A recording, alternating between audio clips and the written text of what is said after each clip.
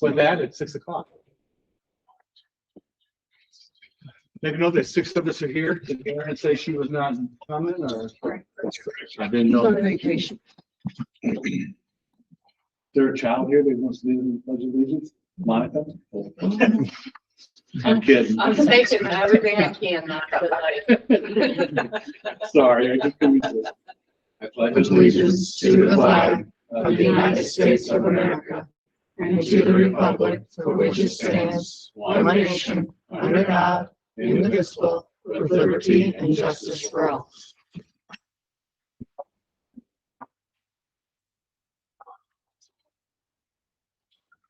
Okay, before we do anything tonight, we had an unfortunate situation. We had an employee who recently passed away, Ms. Keithley.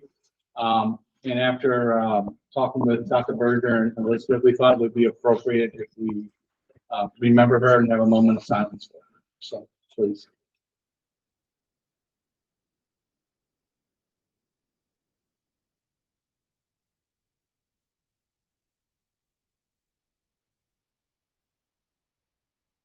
And please note, I think she has a junior next year or a senior? Junior. So keep the child in your thoughts as she navigates her junior year. Did Dr. Gaines join? He's waiting. Yeah, go ahead. Dr. Gaines, can you hear me?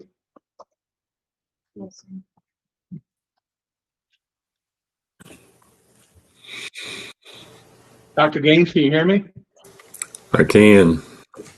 So the reason I asked Dr. Gaines to join us is we're going to recognize Mary tonight, and I thought it'd be nice if he made the announcement about Mary's appointment. So Dr. Gaines, you kind of want to explain to us what Ed Plus does and make the announcement? You bet. Thank you. So Education Plus has been around actually since 1928. It was started by a group of school districts that wanted to take advantage of some economies of scale, mostly around purchasing. And over time, it has grown to do all sorts of things, but mostly our three main legs are professional development for teachers, principals, pretty much all school personnel. We host a number of small events, and then we have some larger events. We have a conference that is specifically for support staff. We have a conference that is specifically for EL teachers. And then we kind of have a bigger one that's for everybody. And then we have a superintendent summit as well. This second leg of kind of what we do is cooperative purchasing. We bid a number of items so that school districts don't have to go through that process. So we have everything from roof vendors to furniture vendors to electric vehicle charging station vendors. So we've got all of that kind of available for everybody to take advantage of. And then the kind of the third leg of what we mostly do is advocate on behalf of public schools in the region. And when I say region, our owner member districts are in Jefferson County, Franklin County, St. Louis and St. Charles, and Warren and Lincoln counties. So we serve about a 6-county area, and we have a staff of about 65 people that work out in schools, that do our cooperative purchasing piece, that just do kind of some staff development kind of things. And so we also have a board of directors, and that board of directors is made up of 4 superintendents and 4 school board members kind of across the region. And we've kind of broken those areas up into pretty much kind of 4 regions. So we'll have some board members from St. Louis County. We'll have some from kind of a combination of Franklin and Jefferson counties. and then board members from what we call the Tri-County area, which is really St. Charles, Lincoln, and Warren counties. So our nominating committee, our superintendents, and our board of directors have approved that Mary Graper will join our board July 1 as a board member representative from the Tri-County area. Superintendent representative from the Tri-County area is Dr. Jason Seifert, who's at St. Charles. So happy for Mary to join our board, and all other board service will start July 1. We don't meet every month. We'll meet about 6 or 8 times a year. And so her first meeting will be in August. So we welcome Mary Graper to the Ed Plus board. Thank you. I was honored to be asked to join, so thank you. So anyway, thank you, Dr. Gaines, for joining us and making that announcement. Unless you have anything else, you feel free to listen in on our board meeting, or feel free to So fun. hang up. Thank you, Dr. Well, we had a horse get hurt last night, so I gotta go help Debbie deal with that. So, Well, you take care of yourself, and take care. Thank you, Dr. all right, Gaines. thanks. Goodbye. And then finally, you want to do this thing now? Yes, let's do that. So Beth has taken the initiative to help us recognize Dr. Berger on his retirement as a board. So I am going to let her. Oh, okay. Okay. Yes, all right. This is for the 7 of us with sincere gratitude and appreciation. Thank you. And Thank you, Kyle. congratulations. Thank you. Thank you. Thank you, guys. So you want to get a picture? It's, Well, I think we should all get a picture. Is All right. yours in here? yeah. Okay. Okay. Good. Yeah. Yeah, it's your last meeting. We should So all get a All is picture. in between the flags? Yeah, let's do it in between the flags.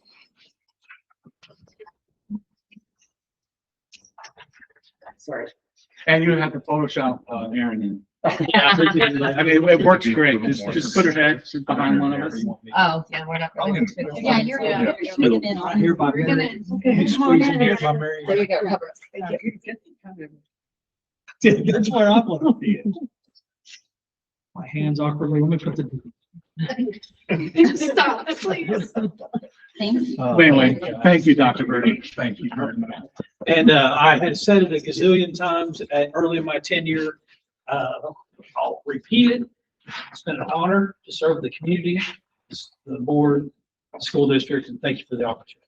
So we'll be turning it over to Dr. Salvo in good hands very soon. Thank you, guys. I appreciate it. Thank you. Well, thank you very much. Okay, next thing we need is a motion to approve and adopt the agenda, please. So moved. Second. There's a motion and a second. Any more discussion? All those in favor? Aye. All those opposed? I heard 6-0. The Missouri School Board Association Board Report. Elizabeth, please.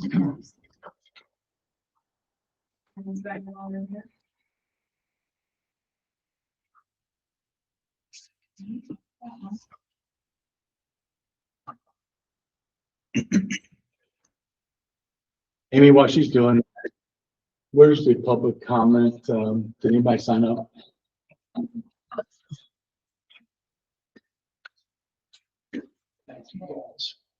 Public comments is the next one. Don't worry about that.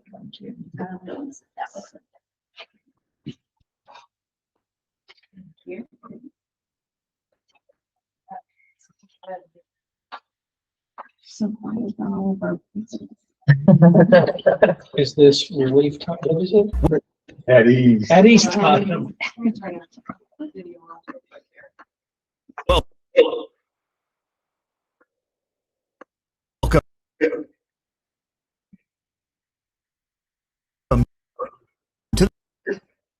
Stop sharing.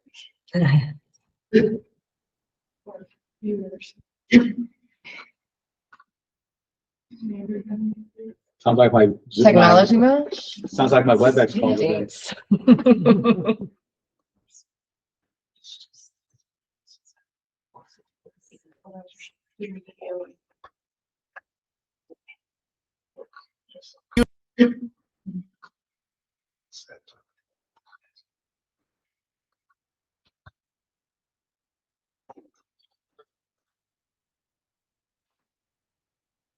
Thanks. Can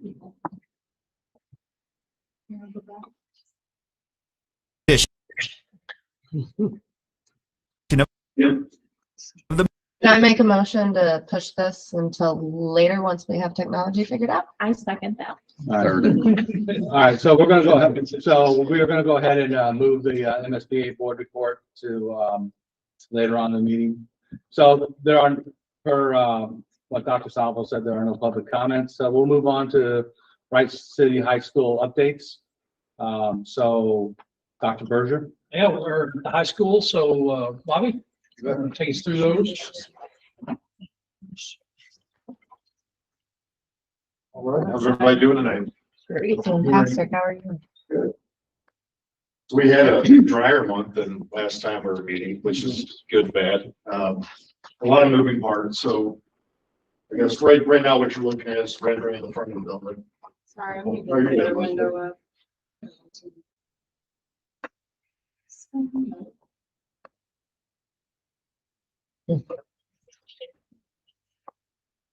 Still at ease. Slowly.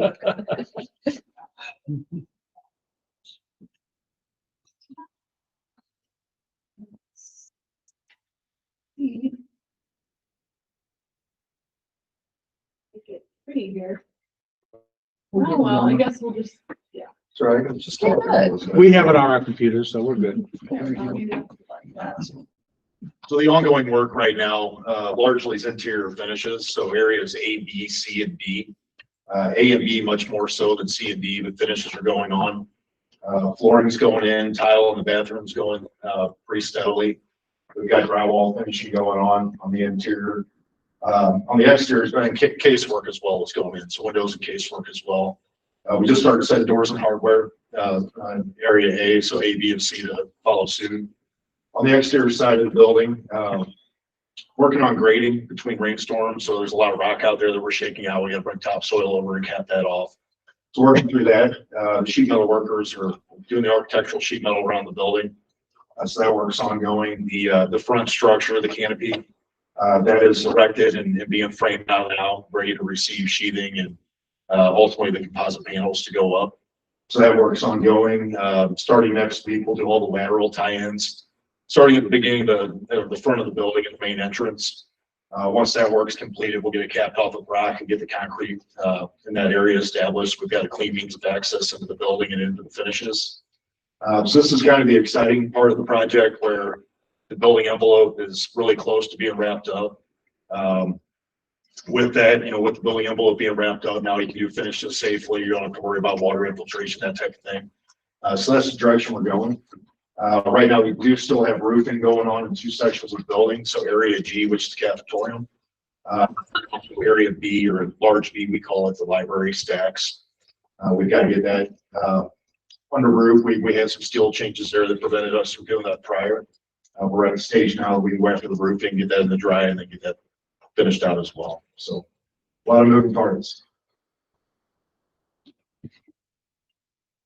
There's a aerial shot of the west elevation, which is the front of the building, north elevation here on the north side of the building.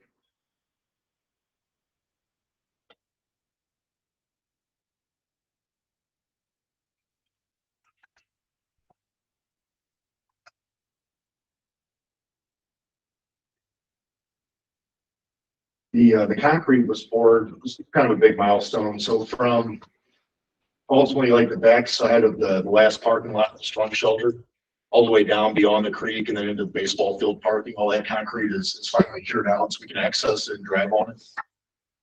It was about, I want to say somewhere around 1,300 yards of concrete. They got poured last week or about a week and a half ago. Football fields, where we're at currently on that. We're got a change that goes with the board and I for approval, but pending approval to take care of the back side of that hillside. We're tentatively set up next week to go after the spread footings to start the work for the bleachers on that home hillside. Any questions, concerns, comments? Kyle, you any questions? Are we still tracking to major completion earlier this fall? Yeah, we're still tracking same way. So basically all areas will be turned over by 10/10. with the exceptions of F and G, and then we'll turn those are one of the dates that we'll move. So by 12/19, you'll have everything. Heidi, I have nothing, thank you. Mary, No, I have nothing. Dave, Excuse me, what's your estimate of percent complete? Say roughly 80, 85 maybe. Do I have? I don't have anything. Thanks, Bonnie. I also have a quick go sure, back go, and go for it. Dr. Berger, doubt you know this off the top of your head, but with the major completion in October and then final in December, all of the furnishing that we'll be purchasing, are we not going to be moving that in 19 December or more like November timeframe? No, as soon as they give us an SC on any of those There it ABC, is. We can start then putting they stuff move it in. in. Perfect. Yep, before we occupy. So yeah, they've worked pretty extensively with actually with Ed Plus where we purchased our furniture through their program, and with Wright Construction for the schedule and that. I'm sure you can elaborate, because I know Dr. Wade, you work more on that. But yeah, no, our intent is to actually, if the district wants it, to hand over some of the areas earlier than the original substantial completion date, with the mindset that hopefully it would make your life easier as a district, moving things into pieces rather than coming one follow push and do it. That's all barring AHJ approval and ultimately life safety with the fire marshal. We have had those meetings. We know the criteria that needs to be met. Really what needs to be met is life safety.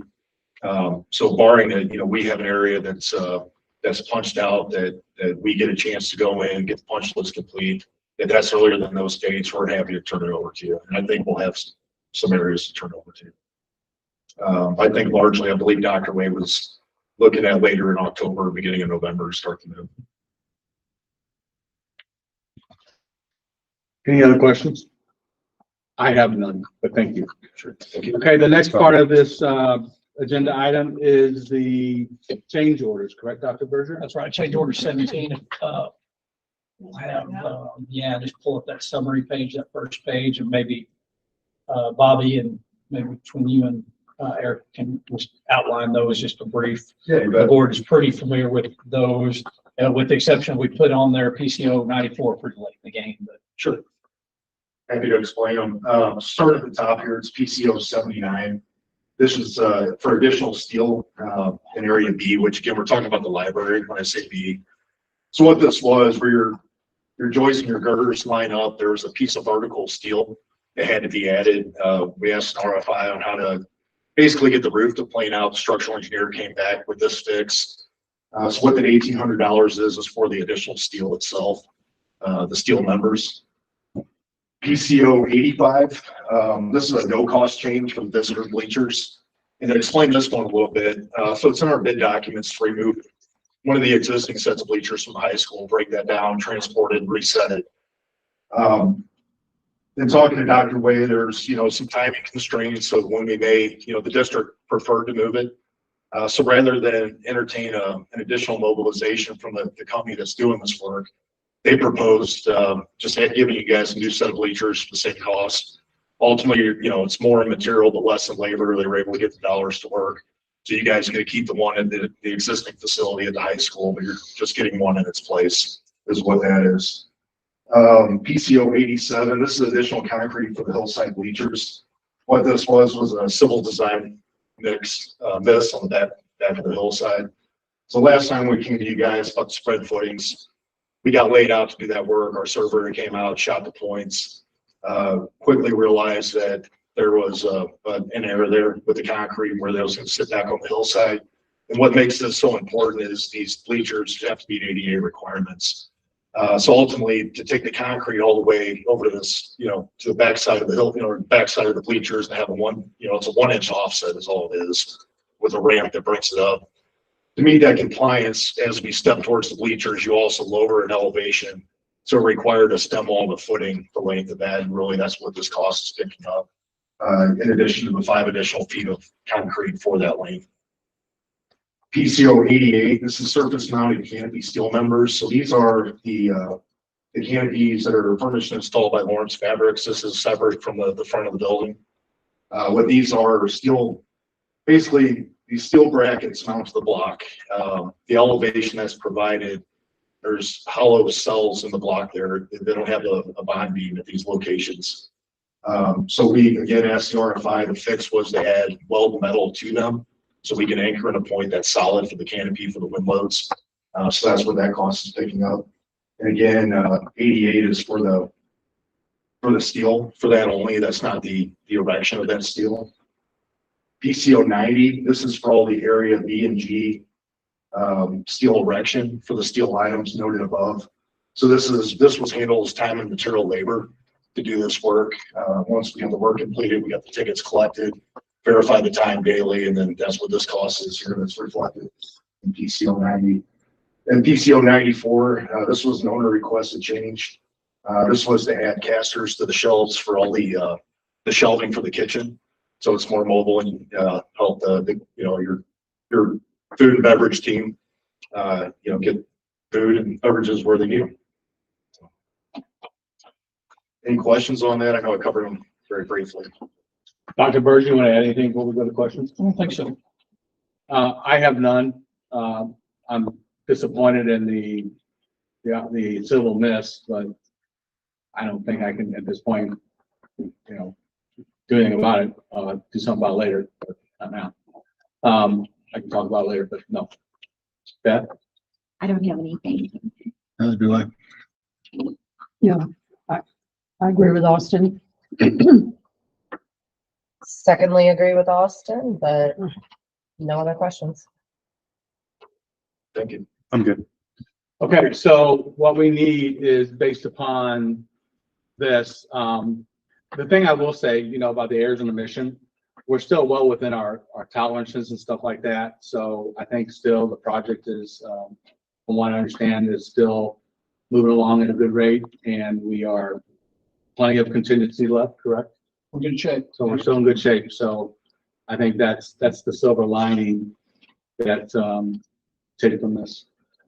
Okay. Need a motion to approve the change order number 17 for the new high school as presented. So moved. Second. There's a motion and second. Any more discussion? All those in favor? Aye. All those opposed? I heard 6-0.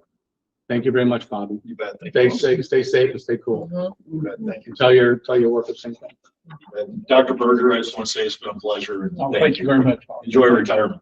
Thank you. Appreciate it. Do you want to try the video now and see what's Thank you. in there? Or- Yes.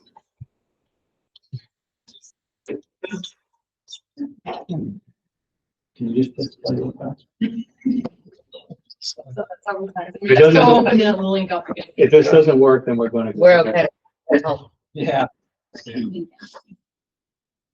Thank you. you have a homework assignment. I already watched it. We got it. Sorry about that, guys. No worries. All right. All right, we're on to evaluation. So we'll get, your homework assignment is to watch the MSBA video, and then we'll talk about it in the July meeting if you have any questions. Okay, next one is Glenn has his food service. Hi. How you doing, sir? So on the report, there's a couple of typos. I thought I found them all, but I'll go over them as we get through. So we only had 166 served days this year. So our lunches look like they're down, but in all reality, we actually served more per day, which tracks with, increased participation.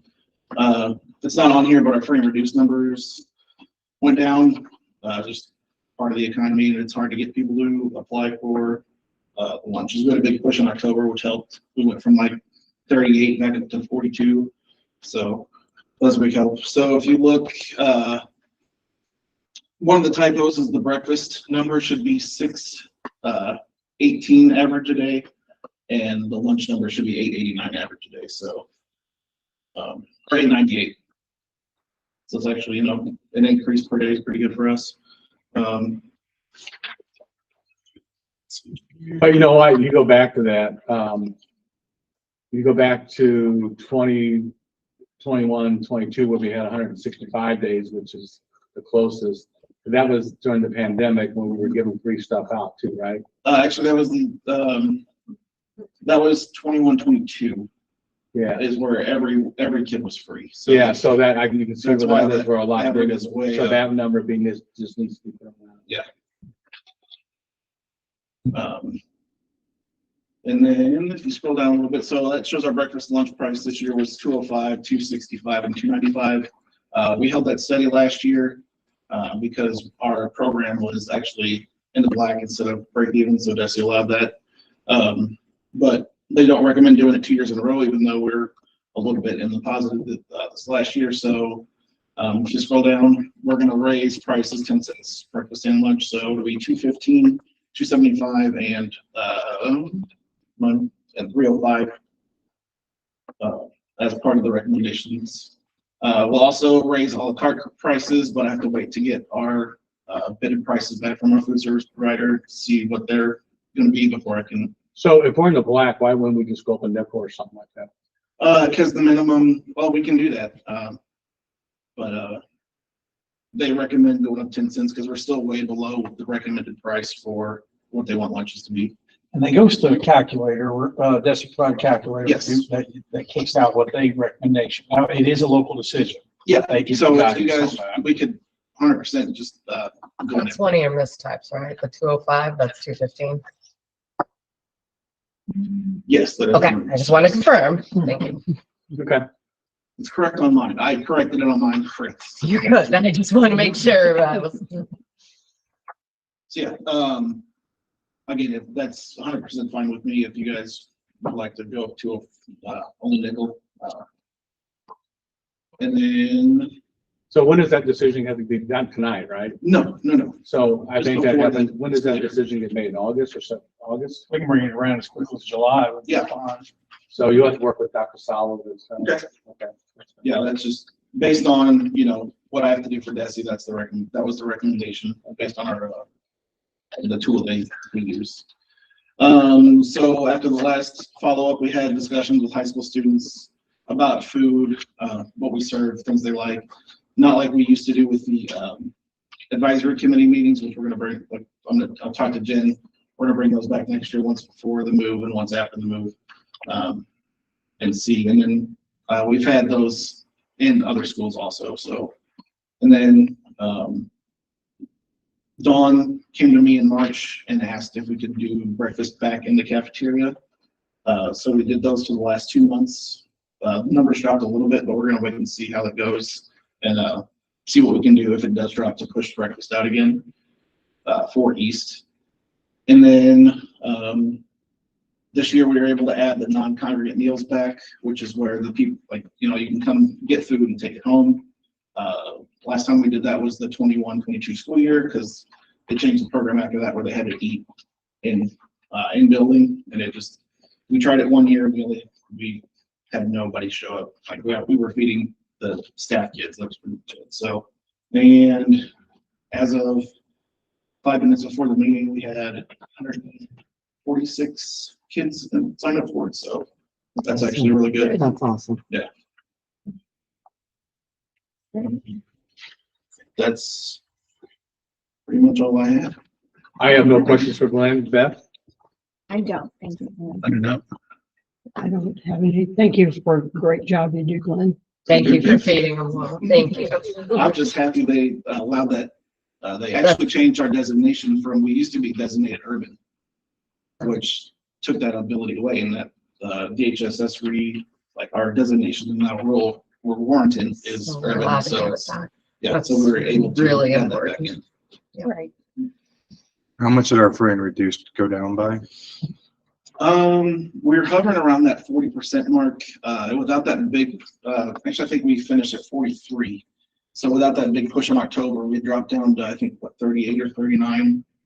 So the more families we can get, even if you don't think, like, even if you don't think they can apply, the more families we can get to apply, the better it is.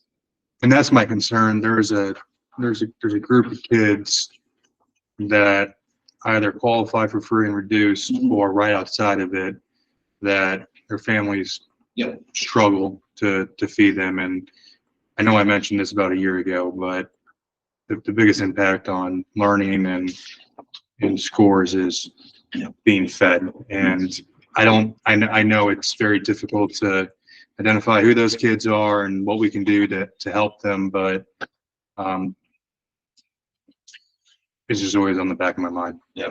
That's why, again, that's, if you look at our numbers, when it was all free, that's why Yeah. those numbers are so high, and I'm a huge proponent of we should be, every kid should eat for free. I know there was legislation that was proposed last summer that was tabled, not here, but, statewide, has never been redressed, so. Okay, anybody else have any questions? Hey, Glenn, thank you. Enjoy the rest of your summer, and thank you for everything you do. Thank you. Thanks, Lee. All right, next item on the agenda is the budget amendment number 3, Dr. Berger. Yeah, I'm throwing it right to Ms. Klaus, who's done all the heavy lifting on this. So, Hello, good evening. Ms. Klaus, would you like Elizabeth to put up Yeah, anything? the fund summary page, please. If I can draw your attention down to the bottom.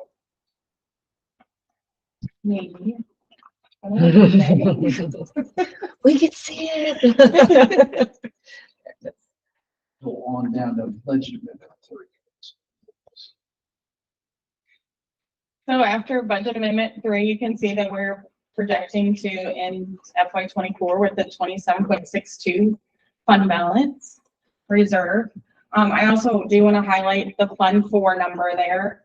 We do still have a few of the GO bond money out there, so that is going to be restricted. If we optimize our transfers, we're hoping to end Fund 4 with about $9 million unrestricted. Then if you want to take a look at the explanation page. Sorry. Yeah, explanation page. And close that tab. Here I've highlighted all the significant increases and decreases in revenues and expenses for the FY 24 budget. I did want to note that this compares the numbers to the original budget in June, so the amendments weren't taken into account. Any questions? How about do you have for the expenses too? Yeah, if you scroll on down there. Scroll. Okay, we have a question. Sure. Kyle, did you have a question? Oh, I thought I heard you. I'm sorry. Don't move your hand unless you're busy. So we're wrapping up pretty strong, as you can see there. Everything's coming through as we projected, but as we've made our 3 budget amendments, we're going to land at 27% balances in Fund 4. You can kind of plant that in your mind. $9 million what we anticipate. Now, as she said that, I'm going to underscore it. That's capitalizing on all the transfers that we can. We're pretty aggressive with that. We're hoping Madison from KPM goes along with us on that. But if it doesn't go into Fund 4, if we don't land it at 9 million, you're going to land it. You're going to have higher reserves in operations. So money doesn't go away. We're just trying to get to Fund 4 because we know we're at our goal in operations, and we know in the future we're going to need to help subsidize projects. When we have bonding capacity or at least purchase capacity, if we have some local dollars to help subsidize that, it's going to be to our great advantage. So we're working hard to continue to try to move money into Fund 4 because per the master plan, it's going to be needed. What's the concern with it maybe not landing in Fund 4? We're limited on the amount of transfers we can do. In fact, I'll get something I'd never heard of when we were trying to get more money into Fund 4 as we were closing FY 23. Madison and Veronica put their heads together and they went actually back to previous years ASBRs and were able to capitalize on not all of the transfers needed, but 3 years back, or was it 5 years back? And I didn't even know you could go. I thought whenever you put that nail in the coffin, whenever you did your audit, you didn't touch that. Well, you don't normally, but you do have an opportunity to do that. And there's still a little meat on the bone if we chose to do that again. So I don't know that we'll need to do that. I don't know if we'll want to, but Dr. Salvo and Ms. Klaus put their heads together on that. But we certainly, the effort will be to try to get that money into Fund 4. As long as we're at reserve balance, we need that money in Fund 4.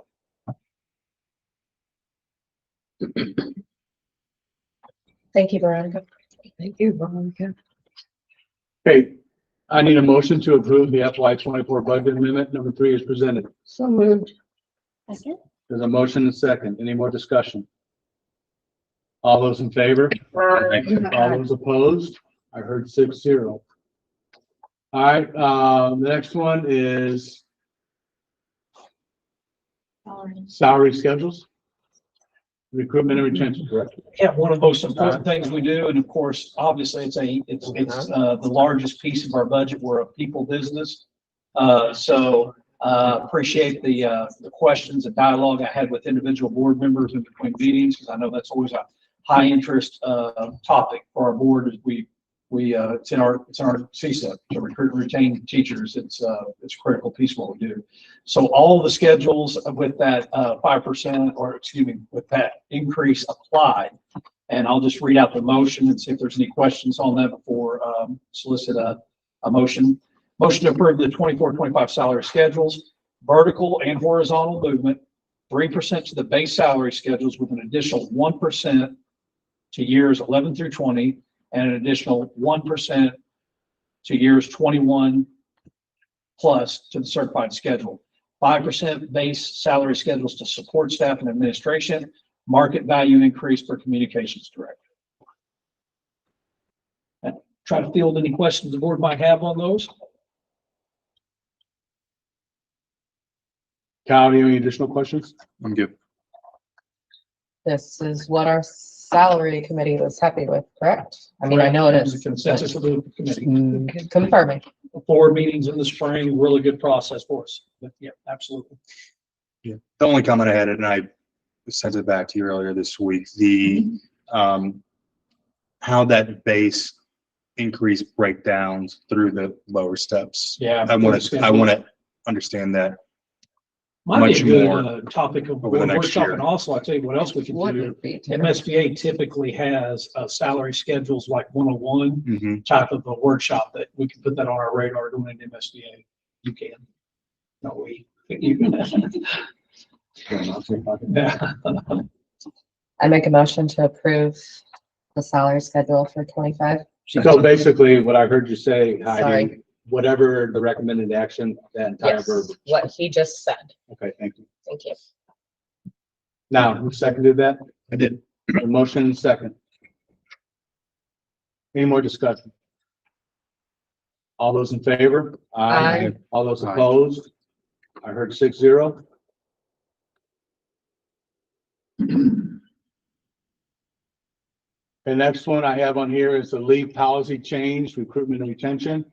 This is essentially moving the 2 sick days to 2 personal days, and then decreasing the sick days by 2 days, correct? That's right. Also came out of our salary committee, and we thought this was, the ask was actually moving a few more days to personal, but we were trying to strike a balance there, because if this is utilized more with our labor shortage and our sub shortage, that just creates more strain. And the committee was very understanding of our concern about that. So this was a nice move. Might open up one of those. They kind of mirror each other, but you'll see that how Elizabeth created this. So the green is what we're moving to. The red is what it was. So you had 9 sick days. So you're subtracting 2 sick days. And then if you scroll down, you'll see that she's just added those to personal. And of course, you have more latitude on what you can do with a personal day versus a sick day. If this is for non-certified staff, everything else that you see marked up was just formatting that Elizabeth did, but she did mark that up for you to let you know there was a change, but there is nothing, fundamentally different. That's just formatting. And she can open up the second page, but if you looked at it, it's just for the professional staff, but it's equivalent policy change. And I think I had asked the question, Jeremy's not here anymore, is he? Mm-mm. Vacation on a beach somewhere. Okay. Good for Because I him. think I'd asked, remember, I think I asked the question, what was the fiscal note on this? I think he said 10,000 or something. Yeah, that's what he projected, but it'd be. Yeah, so the fiscal note on this, I think when we asked it before, it was about 10,000. The other question is going to be is, can you find the subs? That's going to be, I think, the bigger one. Yeah. But more importantly, can you keep the staff? Yeah, I know. I get it. All right, so any questions for Dr. Berger on this one? Okay, we need a motion to approve the updates to GCBDA and GDBDA as presented for the salary committee's recommendation. So moved. Second. There's a motion and second. Any more discussion? All those in favor? Aye. All those opposed? I heard 6-0. Next one is the FY 25 budget. Dr. Yeah, Berger. I will start out on this one by saying you're going to be looking at a presentation that is actually fewer slides than last month, but there are a couple new slides and I'll bring those to your attention. But I even should proceed saying that in that this was, in my 4 years, the most that, certainly Connie and I did the budget together. Veronica had a much heavier hand in this year's budget.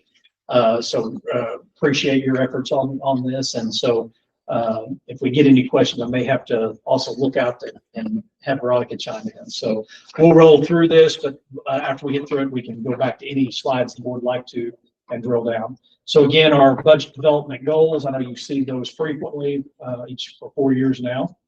Next slide, please. And just to remind you, this is kind of the budget construction process, and we are now down to that final check, June budget approval. Operations, I never miss an opportunity to kind of go back over this with you. So if you notice that operations, we're looking at 24%. A question that might come to your mind on our reserve balance is, well, why are we dipping in balances? Or does that mean that we are going to deficit spend in operations? We are not. We are anticipating, hopeful that we can transfer more money to Fund 4 to get closer to our board goal for balances.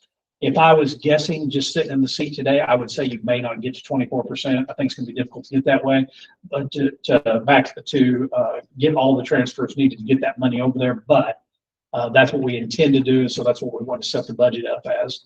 As you will remember, when you get into Fund 3, that's our general obligation bonds. We'll look at that on an upcoming slide. It's a new slide, but we anticipate to be at about the $3 billion balance. But remember, that's the low maintenance account of the principal interest. That it is a separate account, separate bank account.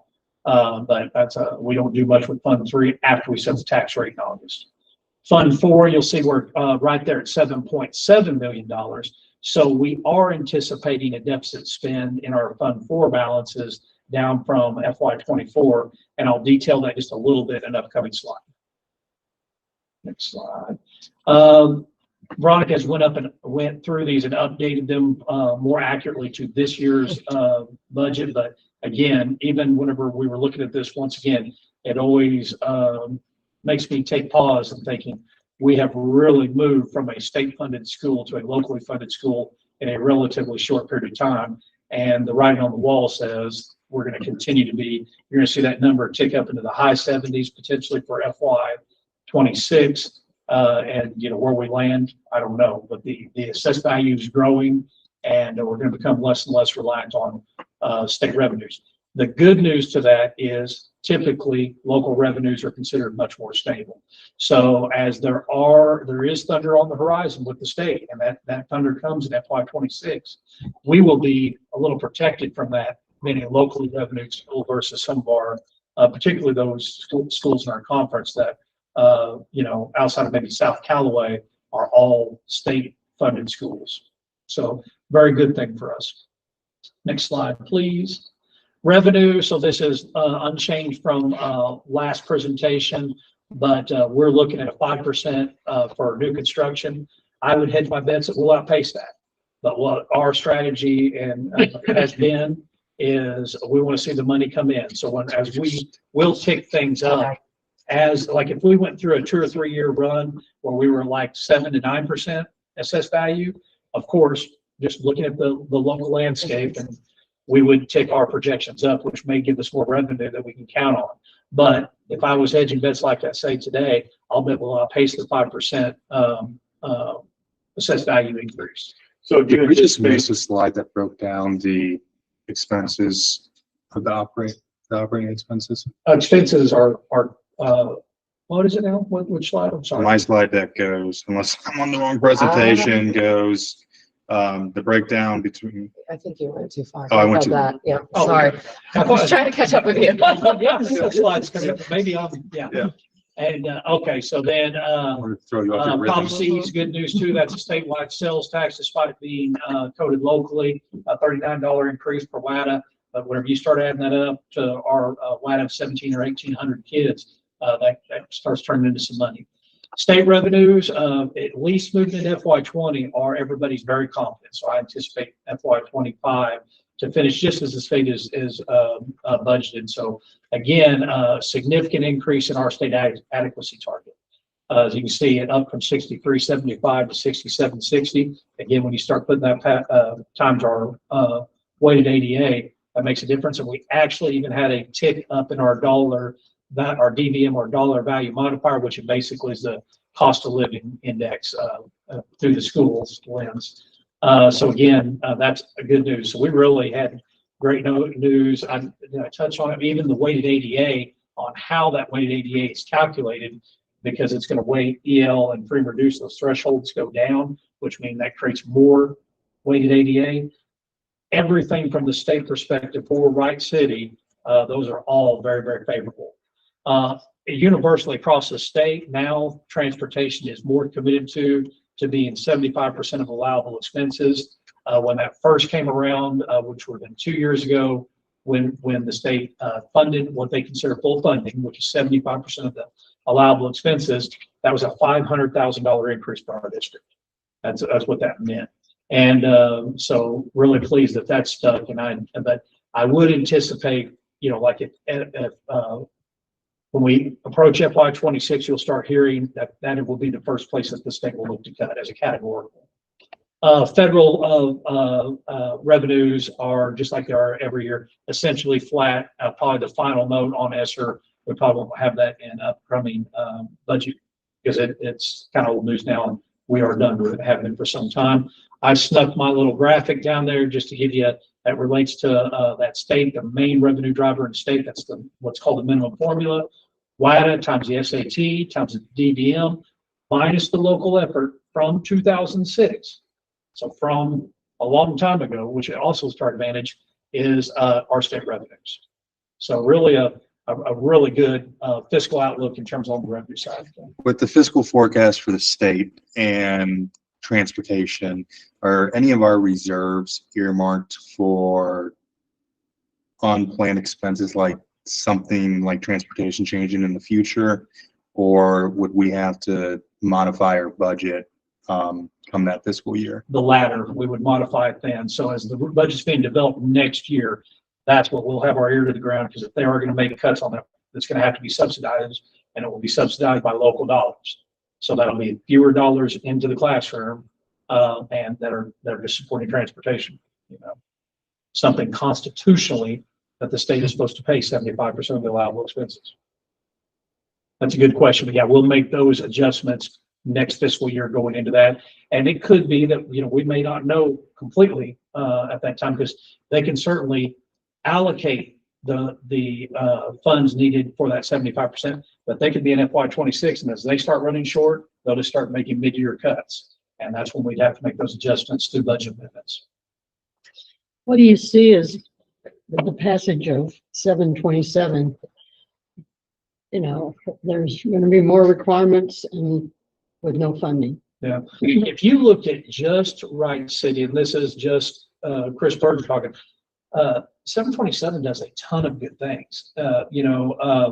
The element of, we've had attendance struggles, for example, and so they're going to be slowly rolling in a membership element to that. In other words, just the nose of the kid that I've often referred to, as opposed to their ADA.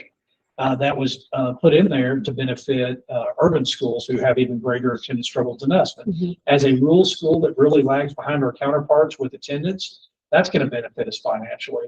And not to go down every one of them, but overall, a lot of good things. The concern on that, Mary, the major concern is really for our rural counterparts, the schools that are in our conference, for example. So that we are already above the minimum salary requirements that are mandated by 727. So we're past that. But some of our rural school districts are not, and they're going to be subsidized by the state for FY25 only. And so the mandate for those minimum salary requirements doesn't go away, but the legislature has all but said, if next year we got you, and the year after that, we don't know if we have you or not. But that's And gonna kind of roll back and hurt us on recruitment because Absolutely. we were up, had a leg ahead with our recruitment of our higher starting salary, and now That is right. It kind of closed that gap a little bit. So I'm gonna try to re-articulate your point. If we're this far above minimum salary, which has been a great recruitment tool for us. And especially when we're looking at schools to our west, in the emo conference, well, the minimum salary requirements close that gap. Now, they still haven't caught us, but it closed that gap. And what's frustrating, a little frustrating, is who paid for that? The state through a salary grant. Now, so that's a little frustrating for a school district like us that have really worked hard to focus on getting well above that state minimum. But they have their own challenges. I know being a bit redundant here, but if the state doesn't fund those salary grants, they're going to go through major cuts in those school districts or go to their patrons with not 5 and 10 and 20 cent increases. It's going to be 50, 75 cents, $1 increases because they have no assessed value to multiply by. It's all agriculture.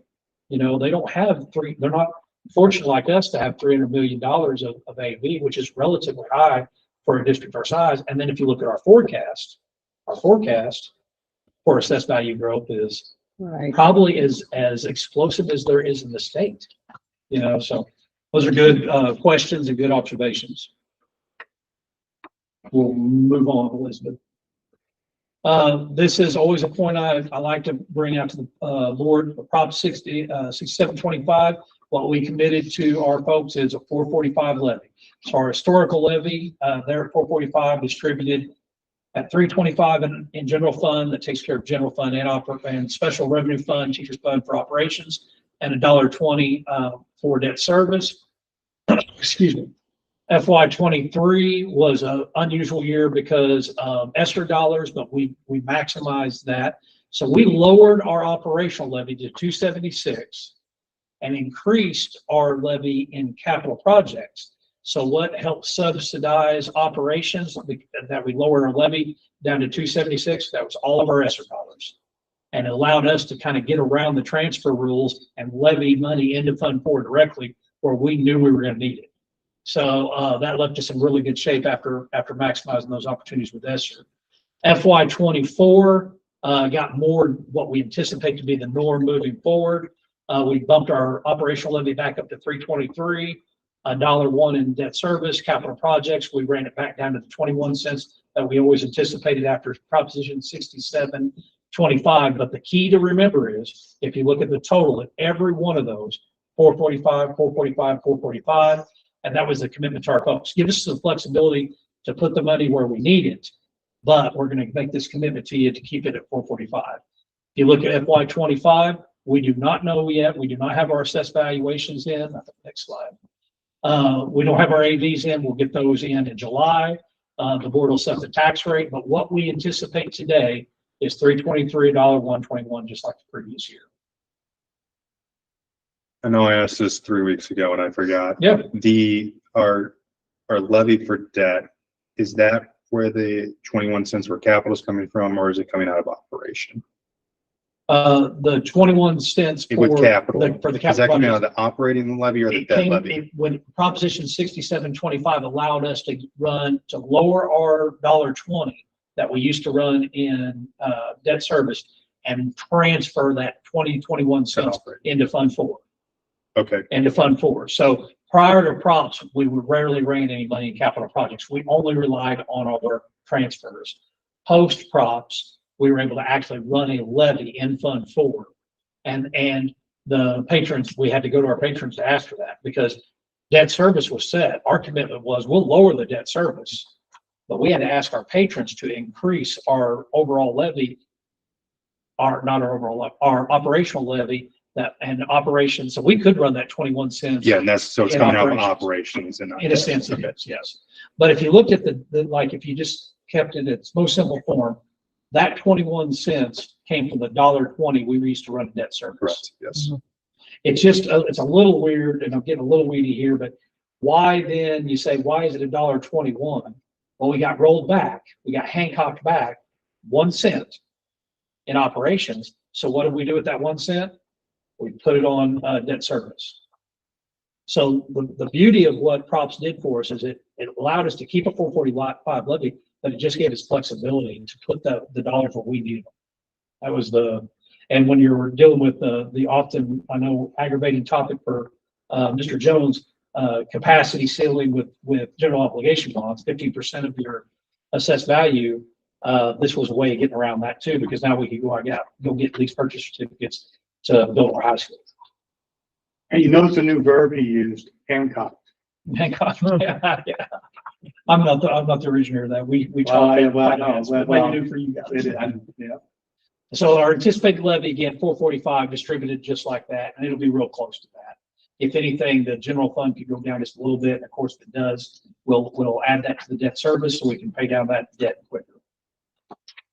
Our expenses and operations, Veronica has also updated this slide. And here again, you see just the majority of our dollars are spent in Fund 1 and Fund 2, 27 million. And of course, the other thing that you might note is capital projects is just incredibly inflated. Anybody that took a quick look at that would know we had an issue going on, because very few districts with our size budget would have a $22 million in Fund 4. You'd know that there had to be some general obligation proceeds coming out of there. Next slide, please. Expenses broke down again. And again, you heard me say earlier, I think I said earlier, I certainly said it last month, 80% of our operational budget is going to be salaries and benefits. Next slide. So this breaks down just a little bit, a little more detail to that. So big salaries were set from the previous agenda item and tonight. We also had an increase in health insurance this year. After some pretty good years, we did take a pretty good wallop on the health insurance this year that equated almost to $200,000. I think that the district, and that will change a little bit year in, year out, but I think right off the top, whenever we start building the budget for the following year, you need to take about $350,000, set it aside as new expenditure for adding positions. Now, if the RSP projections, if we're under those, it could be less than $325,000. If the RSP projections are outpaced, it's going to be more than that. There are going to be some things that just come from need, like, for example, the EL teacher that's in this year's. That EL population, that might be a place that you have to consider another FTE. But remember, there are also, as a practice, we practice as just triggers. Whenever class sizes get larger than minimum standard from DESE, we bring that to you to say, hey, we've got to add a teacher. And really, we will do that virtually any time of the year. Obviously, it's better to do earlier than later, but we kind of got to get whatever our new norm is going to be as we head into this decade of growth that we, appears inevitable that we're going to experience.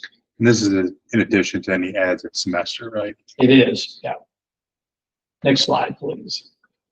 Recommended motion on the previous slide. We can blow by that one. Capital expenditure. This is more the routine just some highlights of the $250,000 that we allocate to Dr. Way to spend in just really maintenance of capital expenditures. So as you can see, a lot of that is like restoration for West Elementary, with and the asphalt work that we're doing, with just a couple of new ads that he's got budgeted in there. I think going back to Kyle's question earlier, like I think what Kyle was going to is like, if we had a unplanned capital expenditure, like refrigeration system went out or something like that. Was that part of the budget, like those unplanned expenditures? Did you put something in there for that? Or is that something we just have to approve as it happens? It's something that you typically approve that it's happened now. Dr. Way's done a good job in his 5-year plan, where in consulting with, for example, HVAC, that was whenever we knew that cooling tower at the middle school was on its last leg. So we actually budgeted that. We didn't wait for failure. So we try to get out ahead of those things. But yeah, if we have something that's just completely blindsides us, we don't have a contingency fund to catch that. You know, So basically what happens is then the superintendent will come to us and say, hey, look, XYZ failed. We're gonna have to modify the budget for $30,000 to fix what? that's correct. A sinkhole, you know, which isn't too much up here that happened. Sinkholes used to not be covered by music insurance. After a big incident in southern Missouri, Mountain View Liberty School District, they are now covering that. But so it's kind of a bad example. But if we had a sinkhole that occurred, you know, at one of our athletic complexes, that's got to be fixed. It's gotta, you know, and we would come to you and ask for the dollars to do that.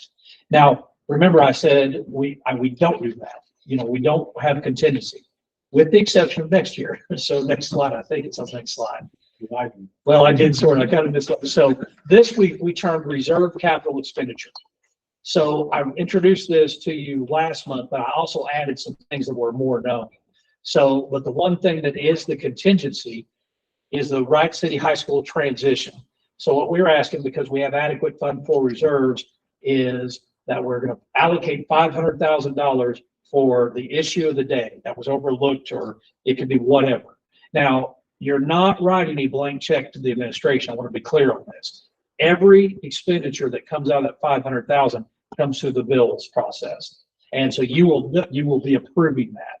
But that money is approved for the administration to know that they've got $500,000 to work with. The one example I gave you last month that we know is in there is the $80,000 paver project. But we know not in our micro budget that there's $80,000 going to come out of that.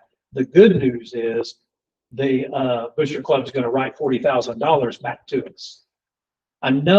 So the other three line items were known. The athletic equipment, which Bo did an exceptional job on this because we acquired that from the majority of that's track equipment. And we acquired that as demo equipment that was used one time for the state track competition. So he negotiated that out and we got that at a huge discount. The technology equipment, we maximized every E-rate we could, those opportunities. But in the end, we're still on the hook for $305,000 of technology for the new high school. Again, that athletic equipment, technology equipment, those are known expenses since the time we knew we were going to build a high school. The good news on the greenhouse, $270,000, but we did qualify for the enhancement grant, so we expect to get approximately 50% of those dollars back.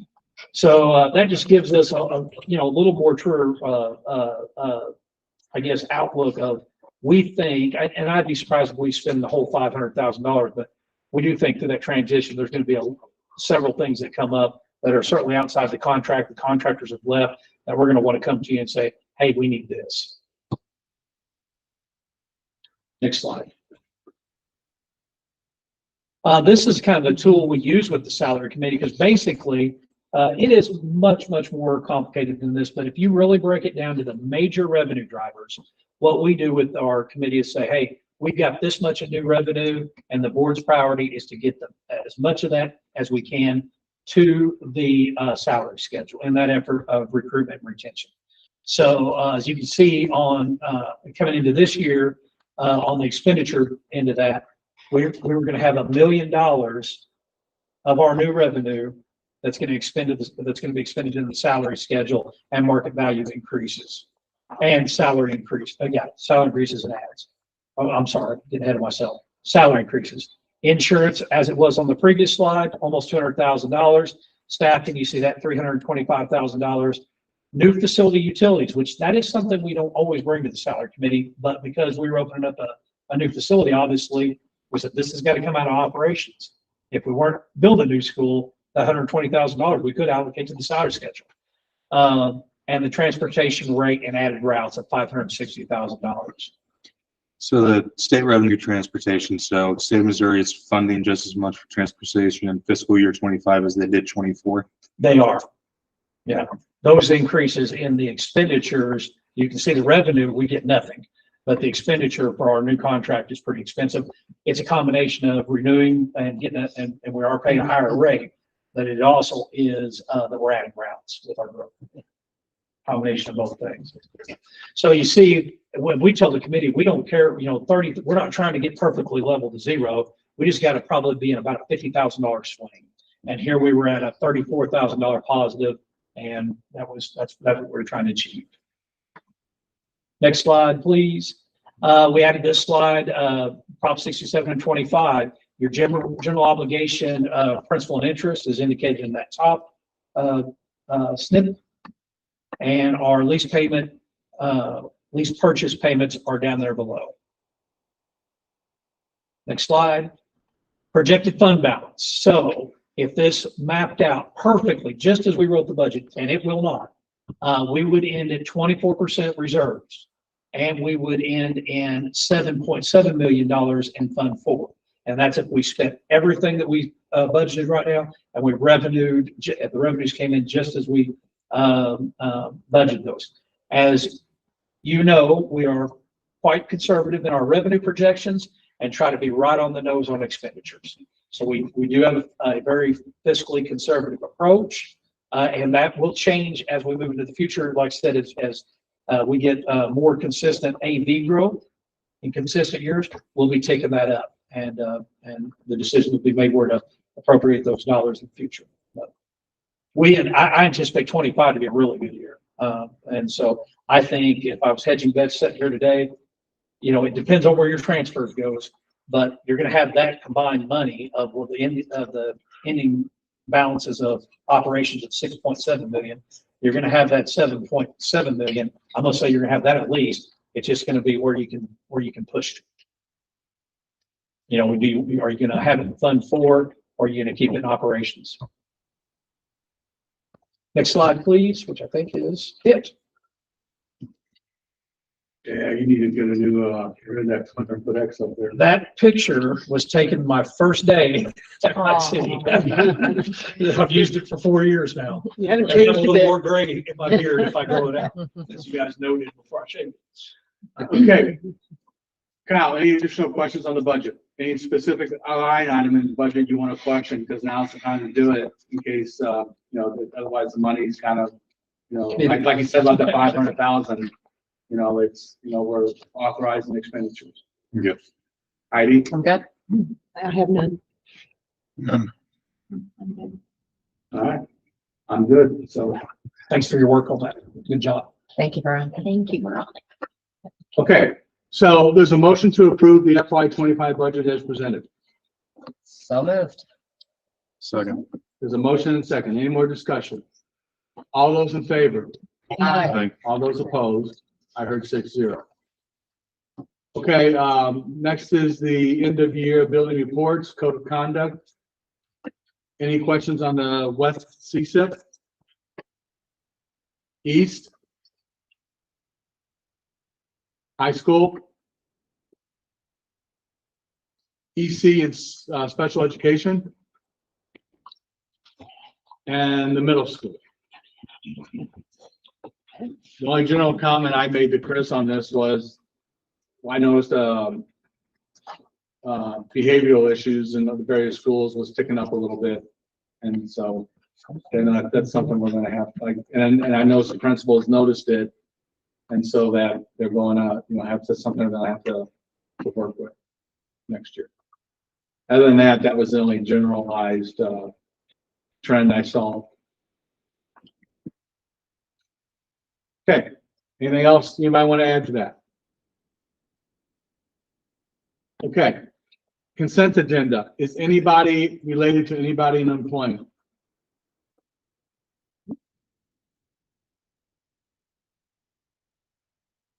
Okay, nobody's related to anybody. Does anybody want to pull anything from the consent agenda? Okay, I need a motion to approve the consent agenda as presented. So moved. Second. There's a motion and second. Any more discussion? All those in favor? Aye. All those opposed? I heard 6-0. In accordance with section 610.021, the revised statutes of Missouri, the R2 Board of Education will meet in closed session to discuss 3 personnel And 13, individually identified personnel records. I need that motion to go into closed session. So moved. Second? There's a motion and second. Any more discussion? Roll call. Starting with me. Yes? Yes. Yes. Yes. Yes. Okay, we are at ease for 5 minutes. These